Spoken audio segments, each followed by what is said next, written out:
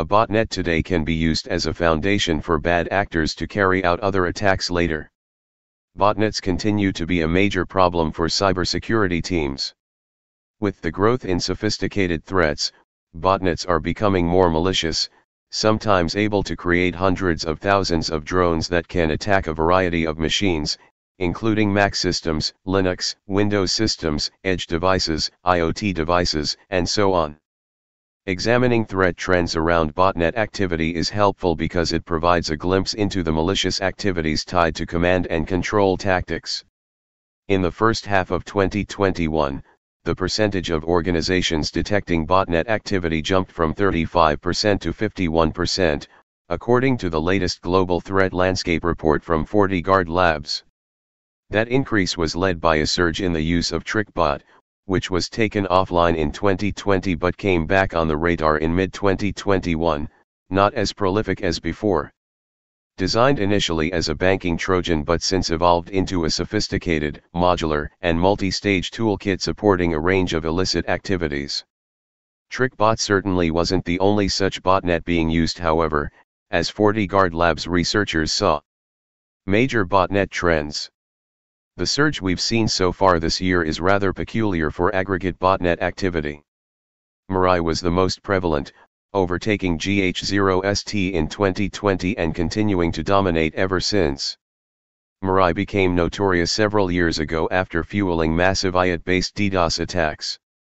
Since that time, it's continued adding new cyber weapons to its arsenal to maintain its dominance. It's likely that Mirai's dominance stems at least in part from attackers seeking to exploit IoT devices used by, or proximate to, remote workers. Also, during the first half of this year, GH0ST has been noticeably active.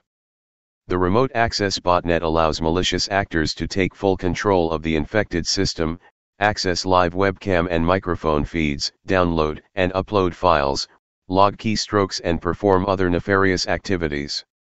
In a very unusual twist, other than GH0ST and Mirai, most of the remaining botnets we saw in 2021 weren't in the top 10 previously. The usual suspects tend to turn up every time, so it's surprising to see some newcomers to the group.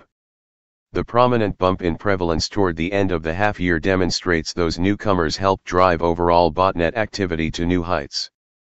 Communications with the Troculus botnet bumped up early in the year, particularly in Oceania and Southeast Asia. What's behind the surge? The traditional perimeter is obviously a relic of the past.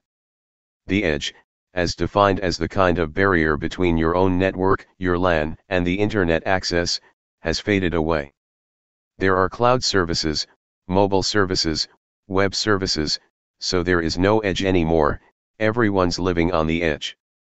Organizations are accessing the internet in all sorts of ways, including IoT and other devices, and attackers are leveraging this and finding new ways into your organization.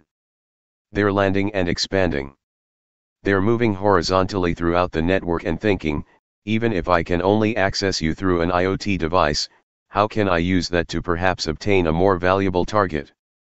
We're seeing a lot of web-borne threats and, unfortunately, many environments still aren't segmented or secured the way they should be. And attackers are definitely using botnets to take advantage of this. A botnet today can be used as a foundation for bad actors to carry out other attacks later. Next steps. With the traditional edge no more, that means the old ways of securing environments no longer fly, of course. And this means that organizations need to look for ways to expand cybersecurity beyond the edge. Addressing the ongoing security challenges related to increasingly distributed networks and the rapidly dissolving network perimeter can seem daunting. The first steps to address these challenges, particularly for remote access, include moving to modern endpoint security solutions and embracing a zero-trust model. That means no user or device is trusted until fully verified. Zero Trust Access, ZTA, focuses on role-based access control to the network. Its partner, Zero Trust Network Access, ZTNA, relates to brokered access for users to applications and allows organizations to extend the zero trust model beyond the network. In addition, advanced, automated endpoint protection, detection, and response endpoint security solutions need to provide visibility into devices and their state, strong protection measures, remote monitoring tools and threat remediation for endpoint devices of all kinds. New security strategies. Botnet attacks continue to rise, with many new varieties entering the field. Old defense strategies won't work, which highlights the need for new ones, including ZTA and ZTNA. Another needed strategy is more proactive collaboration among organizations and law enforcement, like the kind that helped bring down Emotet. Modern endpoint security solutions will also go a long way towards securing your borderless network.